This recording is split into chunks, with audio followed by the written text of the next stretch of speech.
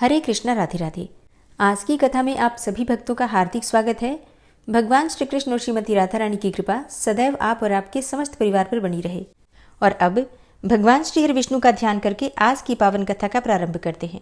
ब्राह्मण ने कहा, हे प्रभु, यदि आपकी मुझ पर कृपा हो तो अब तुलाधार के चरित्र और अनुपम प्रभाव का पूरा वर्णन कीजिए। तब श्री भगवान बोले कि जो सत्य का पालन करते हुए लोभ और दोष बुद्धि का त्याग करके प्रतिदिन कुछ दान करता है, उसके द्वारा मानो नित्य प्रति उत्तम दक्षिणा से युक्त 100 यज्ञों का अनुष्ठान होता रहता है।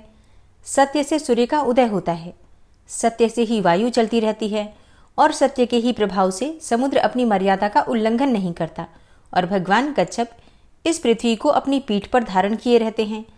सत्य से ही तीनों लोक और समस्त पर्वत टिके हुए हैं। जो सत्य से भ्रष्ट हो जाता है उस प्राणी को निश्चय ही नरक में निवास करना पड़ता है। जो सत्य वाणी और सत्य कार्य में सदा संलग्न रहता है वह इसी शरीर से भगवान के धाम में जाकर भगवत स्वरूप हो जाता है। सत्य से ही समस्त ऋषि मुनि मुझे प्राप्त होकर शाश्वत गति में स्थित हुए हैं। सत्य से ही राजा युधिष्ठिर सशरीर स्वर्ग में चले गए। उन्होंने समस्त शत्रुओं को जीतकर धर्म के अनुसार लोक का पालन किया। अत्यंत दुर्लभ एवं विशुद्ध राजसूय यज्ञ का अनुष्ठान किया। वे प्रतिदिन 84,000 ब्राह्मणों को भोजन कराते और उनकी इच्छा के अनुसार पर्याप्त धन दान करते थे। जब यह जान लेते कि इनमें से प्रत्येक ब्राह्मण की दरिद्रता दूर हो चुकी है, तभी उस ब्राह्मण समुदाय को विदा करते थे। यह सब उनके सत्य का ही प्रभाव था। राजा हरिश्चंद्र सत्य का आश्रय लेने से ही वाहन, परिवार तथा अपने विशुद्ध शरीर के साथ सत्यलोक में प्रतिष्ठित हैं। इनके सिवा और भी बहुत से राजा, सिद्ध, महर्षि, ज्ञानी और यज्ञकर्ता हो चुके हैं जो कभी भी सत्य से विचलित नहीं हुए।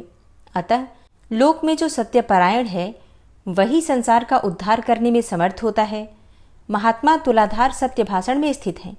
सत्य बोलने के कारण ही इस जगत में उनकी समानता करने वाला दूसरा कोई नहीं है। ये तुलाधार कभी झूठ नहीं बोलते। महंगी और सस्ती सब प्रकार की वस्तुओं के खरीदने और बेचने में ये बड़े बुद्धिमान हैं। विशेषतः साक्षी का सत्य वचन ही उत्तम माना गया है। कितने ही साक्षी सत्य भाषण करके अक्षय स्वर्ग को प्राप्त कर चुके हैं। जो वक्ता विद्वान सभा में पहुंचकर सत्य बोलता है वह ब्रह्मा जी के धाम को, जो अन्यान्य महर्षियों द्वारा भी दुर्लभ होता है, प्राप्त होता है। जो सभा में सत्य भाषण करता है उसे अश्वमेध यज्ञ का फल प्राप्त होता है। लोभ और द्वेषवश झूठ बोलने से मनुष्य को रौर नरक की प्राप्ति होती है। तुलाधार सबके साक्षी हैं। वे मनुष्यों में साक्षात सूर्य ही हैं। विशेष बात यह है कि लोभ का परित्याग कर देने के कारण मनुष्य स्वर्ग में देवता होता है। एक महान भाग्यशाली शूद्र था जो कभी भी लोभ में नहीं पड़ता था।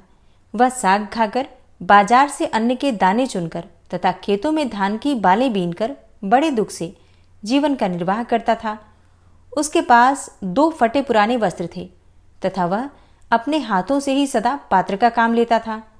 उसे कभी किसी वस्तु का लाभ नहीं हुआ, तथापि वह पराया धन नहीं लेता था। एक दिन मैं उसकी परीक्षा लेने के लिए 2 नवीन वस्त्र लेकर गया और नदी के तीर पर एक कोने में उन्हें आदरपूर्वक रखकर अन्यत्र जाकर खड़ा हो गया। शूद्र ने उन दोनों वस्त्रों को देखकर भी मन में लोभ नहीं किया और ये समझकर कि ये किसी और के पड़े होंगे, चुपचाप घर चला गया।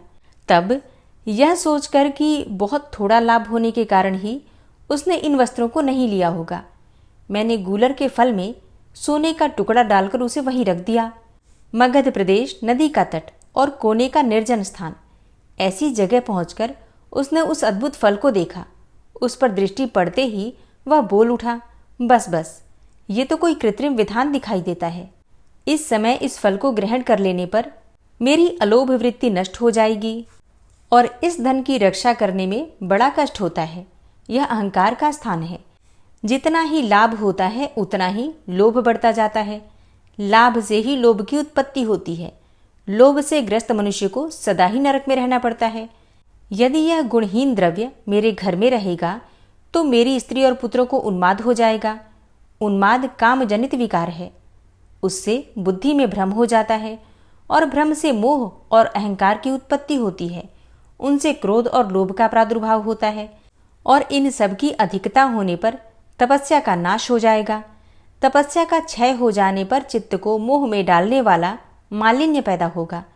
उस मलिनता रूप सांकल में बंध जाने पर मनुष्य फिर ऊपर नहीं उठ सकता। यह विचार कर वह शूद्र उस फल को वहीं छोड़कर घर चला गया। उस समय स्वर्गस्थ देवता प्रसन्नता के साथ साधु साधु कहकर उसकी प्रशंसा करने लगे। तब मैं एक छपन का रूप धारण करके उसके घर के पास गया और लोगों को उनके भाग्य की बातें बताने लगा। विशेषतः भूतकाल की बात बताया करता था। फिर लोगों के बारंबार आने जाने से यह समाचार सब ओर फैल गया। यह सुनकर उस शूद्र की स्त्री भी मेरे पास आई और अपने भाग्य का कारण पूछने लगी। तब मैंने तुरंत ही उसके मन की बात बता दी और एकांत में स्थित होकर कहा, हे महाभागे, विधाता ने आज तेरे लिए बहुत सा धन दिया था, किंतु तेरे पति ने मूर्ख की भांति उसका परित्याग कर दिया है। तेरे घर में धन का बिल्कुल अभाव है। अतः जब तक तेरा पति जीवित रहेगा तब तक उसे दरिद्रता ही भोगनी पड़ेगी, इसमें तनिक भी संदेह नहीं है। माता, तू शीघ्र ही अपने घर जा और अपने पति से उस धन के विषय में पूछ।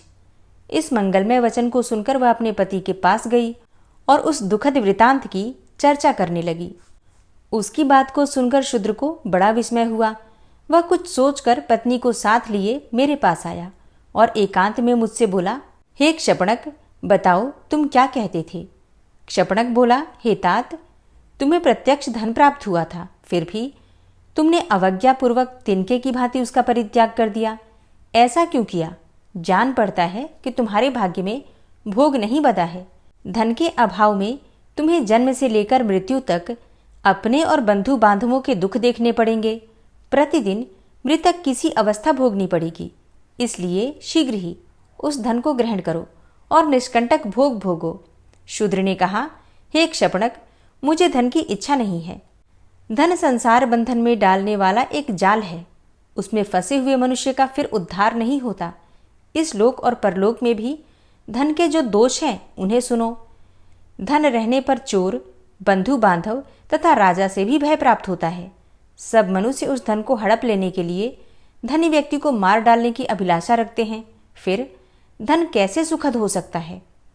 धन प्राणों का घातक और पाप का साधक है। धनी का घर काल एवं काम आदि दोष का निकेतन बन जाता है। अतः धन तो दुर्गति का प्रधान कारण है। तब क्षपणक बोला, जिसके पास धन होता है उसी को मित्र मिलते हैं। जिसके पास धन है उसके सभी भाई बंधु हैं। कुल, शील, पांडित्य, रूप, भोग, यश और सुख, ये सब धनवान को ही प्राप्त होते हैं। धनहीन मनुष्य को तो उसके स्त्री और पुत्र भी त्याग देते हैं। फिर उसे मित्रों की प्राप्ति कैसे हो सकती है? जो जन्म से ही दरिद्र हैं वे धर्म का अनुष्ठान कैसे कर सकते हैं? स्वर्ग प्राप्ति में उपकारक जो सात्विक यज्ञ कार्य तथा पोखरे खुदवाना आदि कर्म हैं, वे भी धन के अभाव में नहीं हो सकते। दान संसार के लिए स्वर्ग की सीढ़ी है, किंतु निर्धन व्यक्ति के द्वारा उसकी भी सिद्धि होनी असंभव है। व्रत आदि का पालन, धर्मोपदेश आदि का श्रवण, पितृयज्ञ आदि का अनुष्ठान तथा तीर्थ सेवन, ये शुभ कर्म धनहीन मनुष्य के किए नहीं हो सकते। रोगों का निवारण, पथ्य का सेवन, औषधों का संग्रह, अपने शरीर की रक्षा तथा शत्रुओं पर विजय आदि कार्य भी धन से ही सिद्ध होते हैं। इसलिए जिसके पास बहुत धन हो उसी को इच्छानुसार भोग प्राप्त हो सकते हैं। धन रहने पर तुम दान से ही शीघ्र स्वर्ग की प्राप्ति कर सकते हो। शूद्र ने कहा, कामनाओं का त्याग करने से ही समस्त व्रतों का पालन हो जाता है। क्रोध छोड़ देने से तीर्थों का सेवन हो जाता है। दया ही जप के समान है। संतोष ही शुद्ध धन है। अहिंसा ही सबसे बड़ी सिद्धि है। शीलोच्छ वृत्ति ही उत्तम जीविका है। साग का भोजन ही अमृत के समान है। उपवास ही उत्तम तपस्या है। संतोष ही मेरे लिए बहुत बड़ा भोग है। कौड़ी का दान ही मुझ जैसे व्यक्ति के लिए महादान है। पराई स्त्रियां माता और पराया धन मिट्टी के ढेले के समान है। पर स्त्री सर्पिणी के समान भयंकर है। यही सब मेरा यज्ञ है। हे गुणनिधे, इसी कारण मैं उस धन को नहीं ग्रहण करता। यह मैं सच सच बता रहा हूँ। कीचड़ लगाकर धोने की अपेक्षा दूर से उसका स्पर्श न करना ही अच्छा है।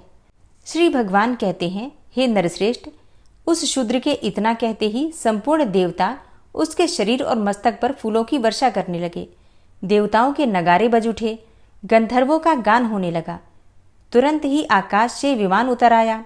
देवताओं ने कहा, हे धर्मात्मन, इस विमान पर बैठो और सत्यलोक में चलकर दिव्य भोगों का उपभोग करो। तुम्हारे उपभोग काल का कोई परिमाण नहीं है। अनंत काल तक तुम्हें पुण्यों का फल भोगना है। देवगणों के यों कहने पर शूद्र बोला, इस क्षपणक को ऐसा ज्ञान, ऐसी चेष्टा और इस प्रकार भाषण की शक्ति कैसे प्राप्त हुई है? इसके रूप में भगवान विष्णु, शिव, ब्रह्मा, शुक्र अथवा बृहस्पति, इनमें से तो कोई नहीं है। अथवा मुझे छलने के लिए साक्षात धर्म ही तो यहाँ नहीं आए हैं। शूद्र के ऐसे वचन सुनकर क्षपणक के रूप में उपस्थित हुआ मैं हंसकर बोला, हे महामुने, मैं साक्षात विष्णु हूँ। तुम्हारे धर्म को जानने के लिए मैं यहाँ आया था। अब तुम अपने परिवार सहित विमान पर बैठकर स्वर्ग को जाओ। तदनंतर वह शूद्र दिव्य आभूषण और दिव्य वस्त्रों से सुशोभित होकर सहसा ही परिवार सहित स्वर्गलोक को चला गया। इस प्रकार उस शूद्र परिवार के सब लोग लोभ त्याग देने के कारण स्वर्ग सिधारे बुद्धिमान तुलाधार धर्मात्मा हैं। वे सत्य धर्म में प्रतिष्ठित हैं, इसलिए देशांतर में होने वाली बातें भी उन्हें ज्ञात हो जाती हैं। तुलाधार के समान प्रतिष्ठित व्यक्ति देवलोक में भी नहीं है। जो मनुष्य सब धर्मों में प्रतिष्ठित होकर इस पवित्र उपाख्यान का श्रवण करता है, उसके जन्म जन्म के पाप तत्काल ही नष्ट हो जाते हैं। एक बार के पाठ से उसे सब यज्ञों का फल मिल जाता है। वह इस लोक में श्रेष्ठ और देवताओं का भी पूज्य होता है। व्यास जी कहते हैं कि तदनंतर मूक, चांडाल आदि सभी धर्मात्मा परम धाम जाने की इच्छा से भगवान के पास आए। उनके साथ उनकी स्त्रियां तथा अन्यान्य परिकर भी थे। इतना ही नहीं, उनके घर के आसपास जो छिपकलियां तथा नाना प्रकार के कीड़े मकोड़े आदि भी थे, वे भी देव स्वरूप होकर उनके पीछे पीछे जाने को उपस्थित थे। उस समय देवता, सिद्ध और महर्षिगण धन्य धन्य के नारे लगाते हुए फूलों की वर्षा करने लगे। विमानों और वनों में देवताओं के नगारे बजने लगे। वे सब महात्मा अपने अपने विमान पर आरूढ़ होकर विष्णु धाम को पधारे। ब्राह्मण नरोत्तम ने यह अद्भुत दृश्य देखकर श्री जनार्दन से कहा, हे देवेश, हे मधुसूदन, मुझे कोई उपदेश दीजिए। श्री भगवान बोले, हे तात, तुम्हारे माता पिता का चित्त शोक से व्याकुल हो रहा है। उनके पास जाओ। उनकी यत्नपूर्वक आराधना करके तुम शीघ्र ही मेरे धाम में जाओगे। माता पिता के समान देवता देवलोक में भी नहीं है। उन्होंने शैशव काल में तुम्हारे घिनौने शरीर का सदा पालन किया है, उसका पोषण करके बढ़ाया है। तुम अज्ञान और दोष से युक्त थे। माता पिता ने तुम्हें सज्ञान बनाया है। चराचर प्राणियों सहित समस्त त्रिलोकी में भी उनके समान पूज्य कोई नहीं है। व्यास जी कहते हैं कि तदनंतर देवगण, मूक चांडाल, पतिव्रता शुभा, तुलाधार वैश्य, सज्जना द्रोहक और वैष्णव संत, इन पांचों महात्माओं को साथ लेकर प्रसन्नतापूर्वक भगवान की स्तुति करते हुए वैकुंठ धाम में पधारे। वे सभी अच्युत स्वरूप होकर संपूर्ण लोकों के ऊपर स्थित हुए। नरोत्तम ब्राह्मण ने भी यत्नपूर्वक माता पिता की आराधना करके थोड़े काल में ही कुटुंब सहित भगवत धाम को प्राप्त किया। हे शिष्यगण, यह 5 महात्माओं का पवित्र उपाख्यान मैंने तुम्हें सुनाया है। जो इसका पाठ अथवा श्रवण करेगा, उसकी कभी दुर्गति नहीं होगी। वह ब्रह्म हत्यादि पापों से कभी लिप्त नहीं हो सकता। मनुष्य करोड़ों गोदान करने से जिस फल को प्राप्त करता है, पुष्कर तीर्थ और गंगा आदि नदियों में स्नान करने से उसे जिस फल की प्राप्ति होती है, वही फल एक बार इस उपाख्यान को सुनने मात्र से मिल जाता है। ब्राह्मणों ने कहा, हे मुनिश्रेष्ठ, यदि हम लोगों पर आपका अनुग्रह हो तो उन श्रेष्ठ कर्मों का वर्णन कीजिए जिनसे संसार में कीर्ति और धर्म की प्राप्ति होती है। तब व्यास जी ने कहा कि जिसके खुदवाए हुए पोखरे में अथवा वन में गौएं 1 मास या फिर 7 दिनों तक तृप्त रहती हैं, वह पवित्र होकर संपूर्ण देवताओं द्वारा पूजित होता है। विशेषतः प्रतिष्ठा के द्वारा पवित्र हुई पोखरी के जल का दान करने से जो फल होता है, वह सब सुनो। पोखरे में जब मेघ वर्षा करता है, उस समय जल के जितने छींटे उछलते हैं, उतने ही हजारों वर्षों तक पोखरा बनवाने वाला मनुष्य स्वर्गलोक का सुख भोगता है। जल से खेती पकती है, जिससे कि मनुष्य को प्रसन्नता होती है। जल के बिना प्राणों का धारण करना असंभव है। पितरों का तर्पण, शौच, सुंदर रूप और दुर्गंध का नाश, ये सब जल पर ही निर्भर हैं। इस जगत में संग्रह किए हुए संपूर्ण बीजों का आधार जल ही है। कपड़े धोना और बर्तनों को मांज धोकर चमकीला बनाना, ये भी जल के ही अधीन है। इसलिए प्रत्येक कार्य में जल को ही पवित्र माना गया है। अतः सब प्रकार से प्रयत्न करके सारा बल और सारा धन लगाकर बावली, कुआं तथा पोखरा बनवाने चाहिए। जो मनुष्य निर्जन प्रदेश में जलाशय बनवाता है उसे प्रतिदिन इतना पुण्य प्राप्त होता है जिससे कि वह एक एक दिन के पुण्य के बदले एक एक कल्प तक स्वर्ग में निवास करता है। जो पुरुष प्रतिदिन दूसरों के उपकार के लिए 4 हाथ कुआं खोदता है वह एक एक वर्ष के पुण्य का एक एक कल्प तक स्वर्ग में रहकर उपभोग करता है। जलाशय बनाने का उपदेश देने वाले को 1 करोड़ वर्षों तक स्वर्ग का निवास प्राप्त होता है तथा जो स्वयं जलाशय बनवाता है उसका पुण्य तो अक्षय हो जाता है। पूर्व काल की बात है, किसी धनी के पुत्र ने एक विख्यात जलाशय का निर्माण करवाया जिसमें उसने 10,000 सोने की मुहरें व्यय की थी। धनी ने अपनी पूरी शक्ति लगाकर प्राणपण से चेष्टा करके बड़ी श्रद्धा के साथ संपूर्ण प्राणियों के उपकार के लिए वह कल्याणमय जलाशय तैयार करवाया था। कुछ काल के पश्चात वह निर्धन हो गया।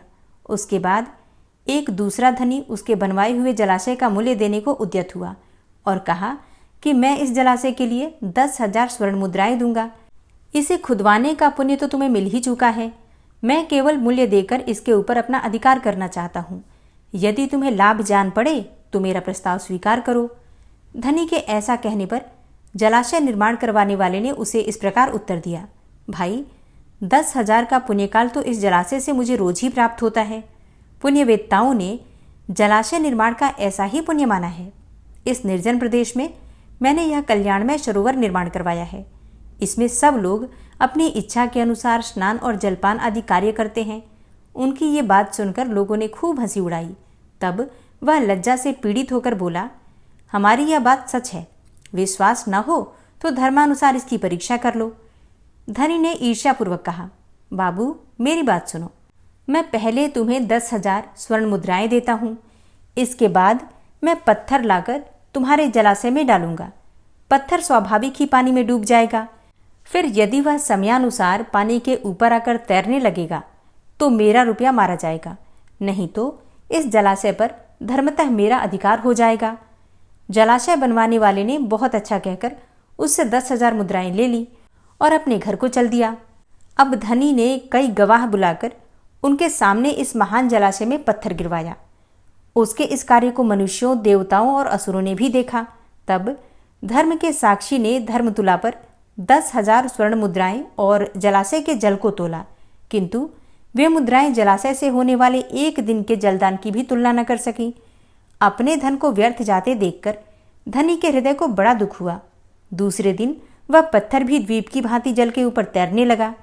यह देखकर लोगों में बड़ा कोलाहल मचा। अब इस अद्भुत घटना की बात सुनकर धनी और जलाशय का स्वामी दोनों ही प्रसन्नतापूर्वक वहां आए। पत्थर को उस अवस्था में देखकर धनी ने अपनी 10,000 मुद्राएं उसी की मान ली। तत्पश्चात जलाशय के स्वामी ने ही वह पत्थर उठाकर दूर फेंक दिया।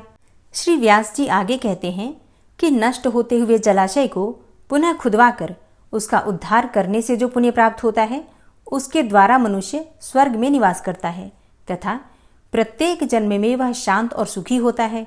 अपने गोत्र के मनुष्य, माता के कुटुंबी, राजा, सगे संबंधी, मित्र और उपकारी पुरुषों के खुदवाए हुए जलाशय का जीर्णोद्धार करवाने वाले को अक्षय फल की प्राप्ति होती है।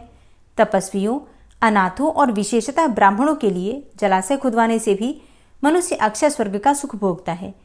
इसलिए हे ब्राह्मणों, जो अपनी शक्ति के अनुसार जलाशय आदि का निर्माण करवाता है वह सब प्रकार के पापों के क्षय हो जाने से अक्षय पुण्य तथा मोक्ष को प्राप्त करता है।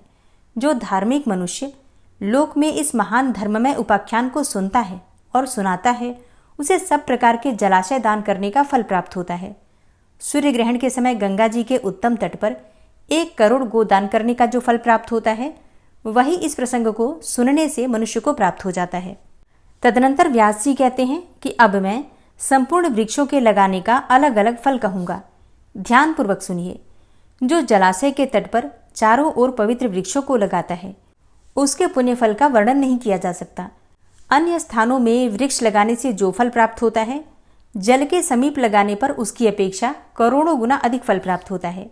अपने बनवाए हुए पोखरे के किनारे वृक्ष लगाने वाला मनुष्य अनंत फल का भागी होता है। जलाशय के समीप पीपल का वृक्ष लगाकर मनुष्य जिस फल को प्राप्त करता है वह सैकड़ों यज्ञों से भी नहीं मिल सकता। प्रत्येक पर्व के दिन जो उसके पत्ते जल में गिरते हैं वे पिंड के समान होकर पितरों को अक्षय तृप्ति प्रदान करते हैं, तथा उस वृक्ष पर रहने वाले पक्षी अपनी इच्छा के अनुसार जो फल खाते हैं उसका ब्राह्मण भोजन के समान अक्षय फल प्राप्त होता है। गर्मी समय में गौ, देवता और ब्राह्मण जिस पीपल की छाया में बैठते हैं उसे लगाने वाले मनुष्य के पितरों को अक्षय स्वर्ग की प्राप्ति होती है। अतः सब प्रकार से प्रयत्न करके पीपल का वृक्ष अवश्य लगाना चाहिए। एक वृक्ष लगा देने पर भी मनुष्य स्वर्ग से भ्रष्ट नहीं होता। रसों के क्रय विक्रय के लिए नियत रमणीय स्थान पर, मार्ग में और जलाशय के किनारे जो वृक्ष लगाता है वह मनोरम स्वर्ग को प्राप्त होता है। हे ब्राह्मणों, पीपल के वृक्ष की पूजा करने से जो फल प्राप्त होता है उसे बतलाता हूं, तुम ध्यानपूर्वक सुनो।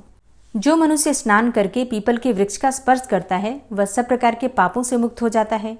जो बिना नहाए पीपल का स्पर्श करता है उसे स्नान जन्य फल की प्राप्ति हो जाती है।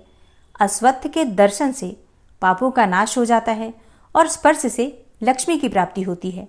उसकी प्रदक्षिणा करने से आयु बढ़ती है, मतलब परिक्रमा करने से, पीपल की परिक्रमा करने से आयु में वृद्धि होती है। अश्वत्थ को हविष्य, दूध, नैवेद्य, फूल, धूप और दीपक अर्पण करने से मनुष्य स्वर्ग से भ्रष्ट नहीं होता, अर्थात स्वर्ग की उसे प्राप्ति होती है। पीपल की जड़ के पास बैठकर जप करना, होम करना, स्तोत्र पाठ करना और यंत्र मंत्र आदि के द्वारा अनुष्ठान करना, इन सब का फल करोड़ गुना होता है। जिसकी जड़ में श्री विष्णु, तने में भगवान शंकर तथा अग्रभाग में साक्षात ब्रह्मा जी स्थित हैं, उसे संसार में कौन नहीं पूजेगा। सोमवती अमावस्या को मौन रहकर स्नान और 1000 गौओं का दान करने से जो फल प्राप्त होता है वही फल अश्वत्थ वृक्ष को प्रणाम करने मात्र से प्राप्त हो जाता है। अश्वत्थ की 7 बार प्रदक्षिणा करने से 10,000 गौओं के और इससे अधिक अनेकों बार परिक्रमा करने पर करोड़ों गौओं के दान करने का फल प्राप्त होता है। अतः पीपल वृक्ष की परिक्रमा सदा ही करनी चाहिए। हे विप्रगण, पीपल के वृक्ष के नीचे जो फल, मूल और जल आदि का दान किया जाता है वह सब अक्षय होकर जन्म जन्मांतरों में प्राप्त होता रहता है। पीपल के समान दूसरा कोई वृक्ष नहीं है। अश्वत्थ वृक्ष के रूप में साक्षात श्रीहरि ही इस भूतल पर विराजमान है।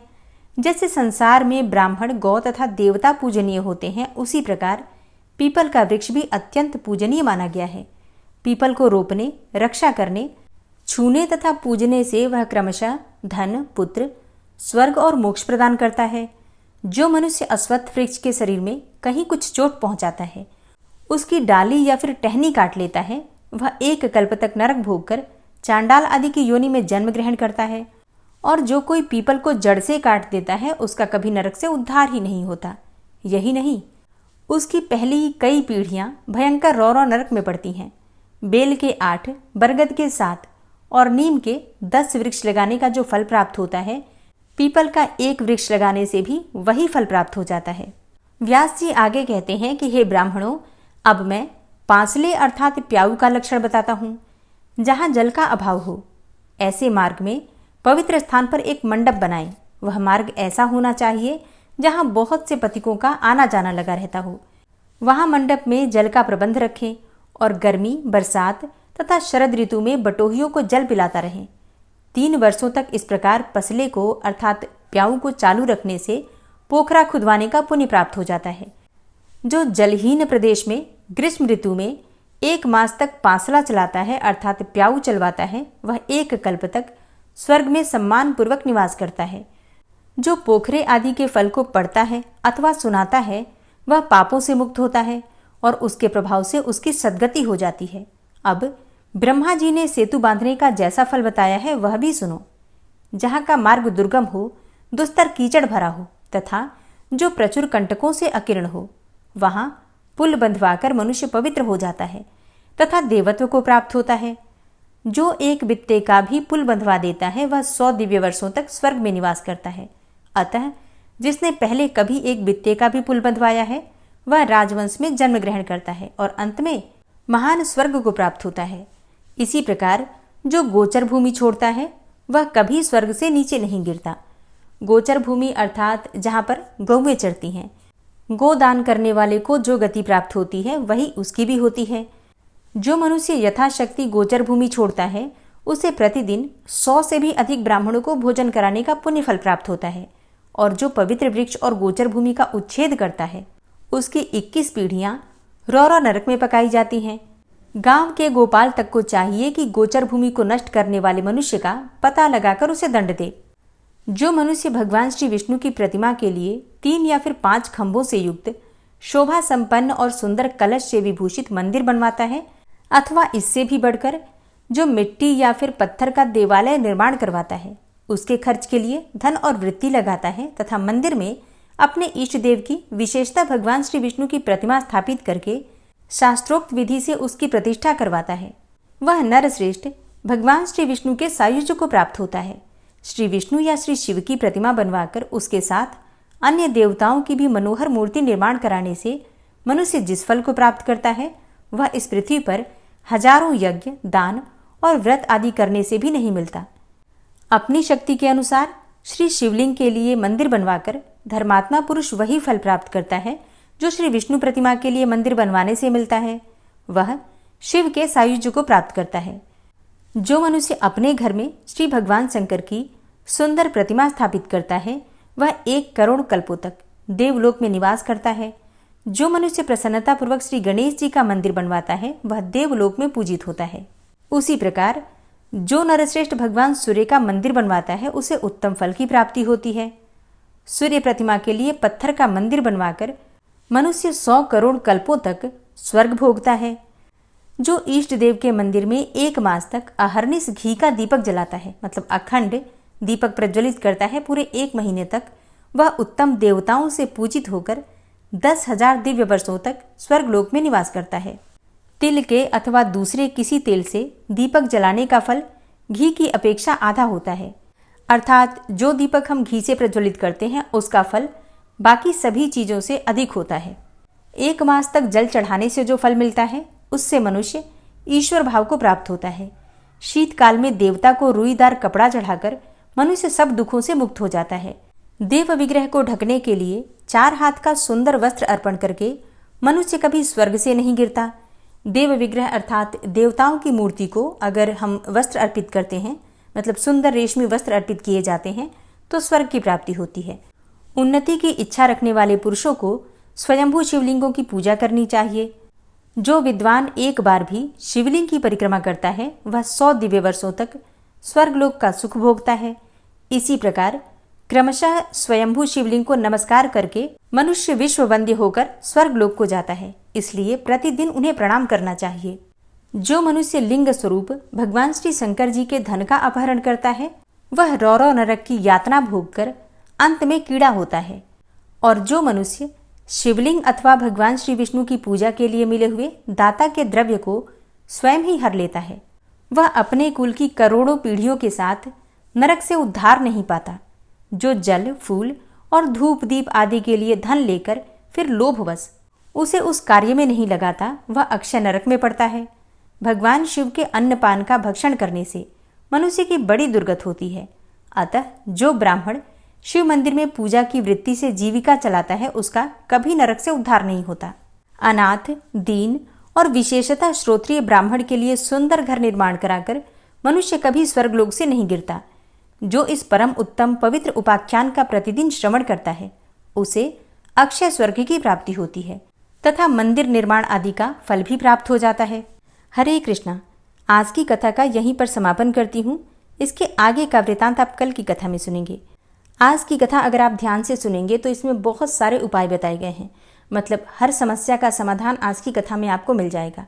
तो इस कथा को अगर हो सके तो दोबारा सुनिए और आपकी जो भी समस्या है उसके अनुसार कोई न कोई उपाय आपको मिल जाएगा। मतलब आज की कथा पूरी तरह से उपायों से ही भरी हुई है। इसमें व्यास ऋषि ने हर समस्या के लिए इतने सरल उपाय बताए हैं कि हर कोई कर सकता है, और ये ऋषियों की वाणी है तो इससे लाभ तो होगा ही। तो आप इन उपायों में से अपनी इच्छा के अनुसार कितने भी उपाय कर सकते हैं। मतलब ये सभी पुण्य कार्य बताए गए हैं, इनमें से हमसे जितना भी हो सके करने का प्रयास करना चाहिए। इससे दुर्गति से मुक्ति मिल जाती है, कम से कम इहलोक या परलोक में दुर्गति से बच सकते हैं।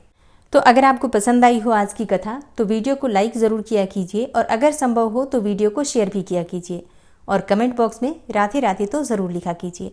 और अब आप सुनेंगे श्री नारायण कवच, जिसके सुनने मात्र से भगवान श्री हरि विष्णु की असीम कृपा आपको प्राप्त होगी। श्री नारायण कवच। भगवान श्री हरि गरुड़ जी की पीठ पर अपने चरण कमल रखे हुए हैं।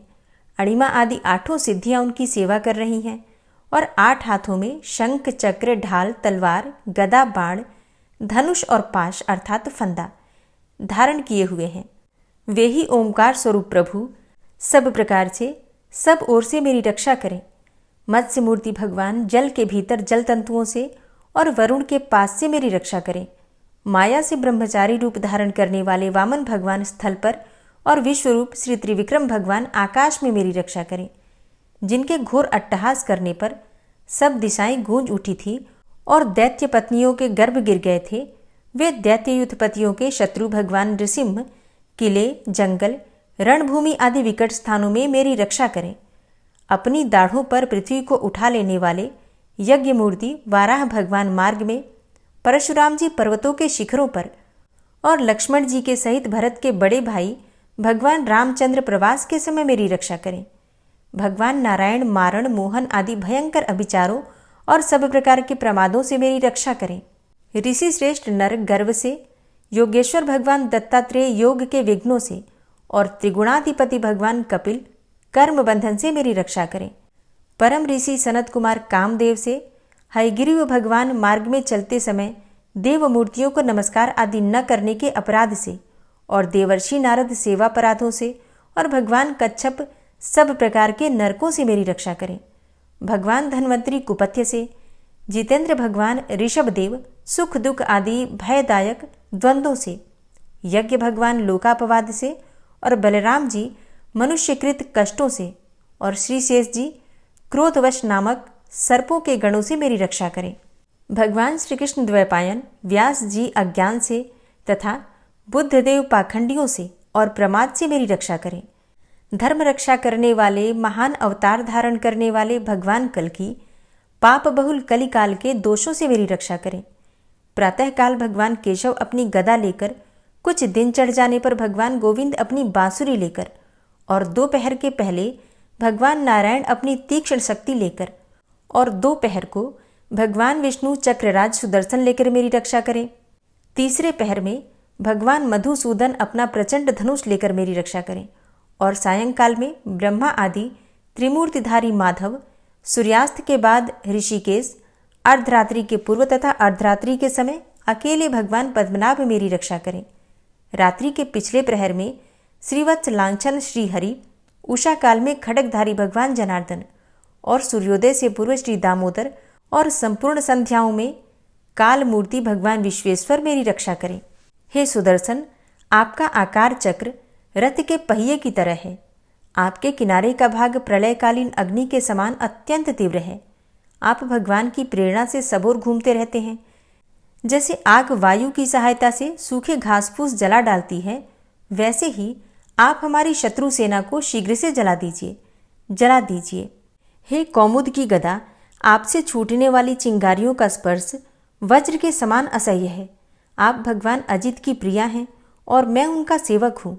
इसलिए आप कुष्मांड, विनायक, यक्ष, राक्षस, भूत और प्रेत आदि ग्रहों को अभी कुचल डालिए तथा मेरे शत्रुओं को चूर चूर कर दीजिए। हे शंखश्रेष्ठ, आप भगवान श्री कृष्ण के फूंकने से भयंकर शब्द करके मेरे शत्रुओं का दिल दहला दीजिए एवं यातुधान, प्रमथ, प्रेत, मातृका, पिशाच तथा ब्रह्म राक्षस आदि भयावने प्राणियों को यहाँ से तुरंत भगा दीजिए। भगवान की श्रेष्ठ तलवार, आपकी धार बहुत तीक्ष्ण है। आप भगवान की प्रेरणा से मेरे शत्रुओं को छिन्न भिन्न कर दीजिए। भगवान की प्यारी ढाल, आप में सैकड़ों चंद्राकार मंडल है। आप पाप दृष्टि, पापात्मा शत्रुओं की आंखें बंद कर दीजिए और उन्हें सदा के लिए अंधा बना दीजिए। सूर्य आदि ग्रह, धूमकेतु, पुच्छल तारे आदि केतु, दुष्ट मनुष्य, सर्प आदि रेंगने वाले जंतु, दाढ़ों वाले हिंसक पशु, भूत प्रेत आदि तथा पापी प्राणियों से हमें जो भय हो और जो हमारे मंगल के विरोधी हों, वे सभी भगवान के नाम, रूप तथा आयुधों का कीर्तन करने से तत्काल नष्ट हो जाएं।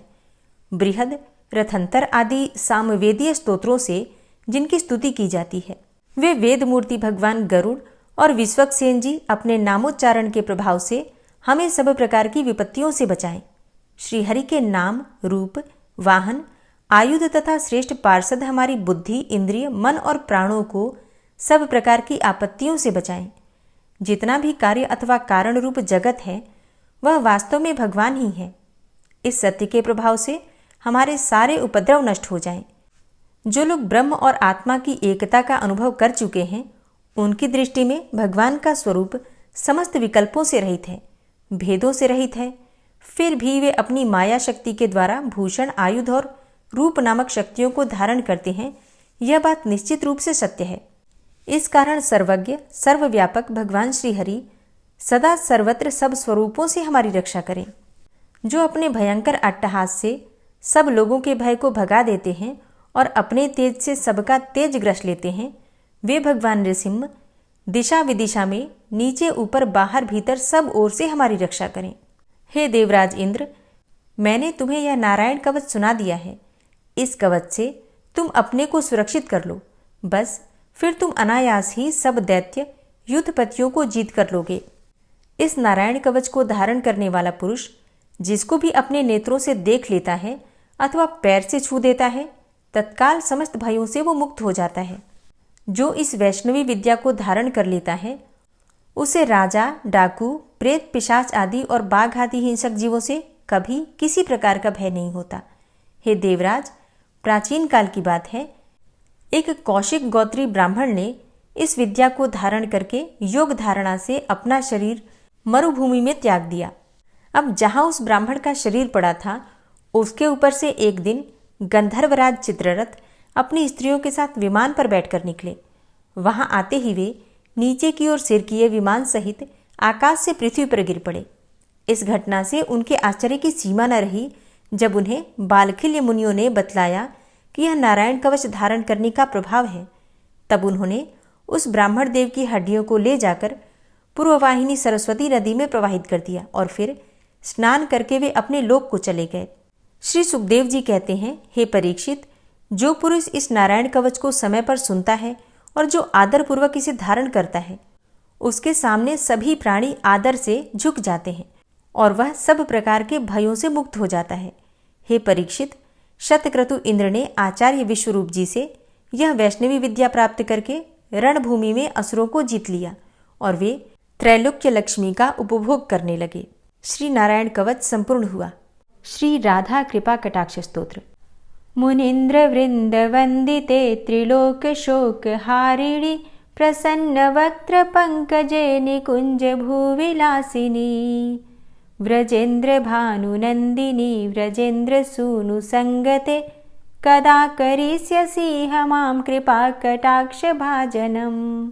अशोक वृक्ष वल्लरी वितान मंडपस्थिते प्रवाल बाल पल्लव प्रभारुणांध्रि कोमले वराभय स्फुरत्करे प्रभूत संपदालये कदा करिष्यसि हमां कृपा कटाक्ष भाजनम्। अनंगरंग मंगलम प्रसंग भंगुरं भ्रुवां सविभ्रमं ससंभ्रमं दृगंत बाणपातने निरन्तरं वशीकृत प्रतीत नन्दनन्दने कदा करिष्यसि हमां कृपा कटाक्ष भाजनम्। तडित्सुवर्ण चंपक प्रदीप्त गौर विग्रहे मुख प्रभा परास्त कोटि सारदेन्दु मंडले विचित्र चित्र संचर चकोर शावलोचने कदा करिष्यसि हमां कृपा कटाक्ष भाजनम्। मदोन्मदादि यौवने प्रमोदमान मंडिते प्रियानुराग रंजिते कला विलास पंडिते अनन्य धन्य कुंज राज्य काम केलि कोविदे कदा करिष्यसि हमां कृपा कटाक्ष भाजनम्। अशेष हाव भाव धीर हीर हार भूषिते प्रभूत शात कुंभ कुंभ कुंभि कुंभ सुस्तनि प्रशस्त मंद हास्य चूर्ण पूर्ण सौख्य सागरे कदा करिष्यसि हमां कृपा कटाक्ष भाजनम्। मृणाल वाल वल्लरी तरंग रंग दौर्लते लताग्रलास्य लोल नील लोचनावलोकने ललल्लुलन्मिलन्मनोज्ञमुग्धमोहिनाश्रिते कदा करिष्यसि मां कृपाकटाक्षभाजनम् सुवर्णमल्लिकाञ्चितत्रिरेखकम्बुकण्ठगे त्रिसूत्रमङ्गलीगुणत्रिरत्नदीप्तिदीधिते सलोलनीलकुन्तलप्रसूनगुच्छगुम्फिते कदा करिष्यसि मां कृपाकटाक्षभाजनम् नितम्बबिम्बलम्बमानपुष्पमेखलागुणे प्रशस्तरत्नकिङ्किणीकलापमध्यमञ्जुले करीन्द्रशुण्डदण्डिकावरोहशोभगोरुके कदा करिष्यसि मां कृपाकटाक्षभाजनम् अनेकमन्त्रनादमञ्जुनूपुरारवस्खलत् समाजराजहंसवंश निक्वडाति गौरवे विलोलहेमवल्लरी विडम्बिचारुचङ्क्रमे कदा करिष्यसि मां कृपाकटाक्षभाजनम् अनन्तकोटिविष्णुलोकनम्रपद्मजार्चिते हिमाद्रिजापुलोमजा विरिञ्चिजावरप्रदे अपारसिद्धिरिद्धिदिग्धसत्पदाङ्गुलीनखे कदा करिष्यसि मां कृपाकटाक्षभाजनम् मखेश्वरी क्रियेश्वरी स्वधेश्वरी सुरेश्वरी त्रिवेदभारतीश्वरी प्रमाणशासनेश्वरी रमेश्वरी क्षमेश्वरी प्रमोदकाननेश्वरी व्रजेश्वरी व्रजाधिपे श्रीराधिके नमोऽस्तुते इतीममद्भुतं स्तवं निशम्य भानुनन्दिनी करोतु सन्ततं जनं कृपाकटाक्षभाजनम् भवेत्तदैव सञ्चितत्रिरूपकर्मनाशनं लभेत्तदा ब्रजेन्द्रसूनुमण्डलप्रवेशनम् जय जय श्री राधे, जय जय श्री राधे। दोस्तों, फाल्गुन मास की आमलकी एकादशी और फाल्गुन मास की पूर्णिमा, होली, होलिका दहन और होलाष्टक से संबंधित अगर आपको जानकारी चाहिए तो चैनल पर वीडियो अपलोड है, आप लोग ज़रूर देख लीजिए।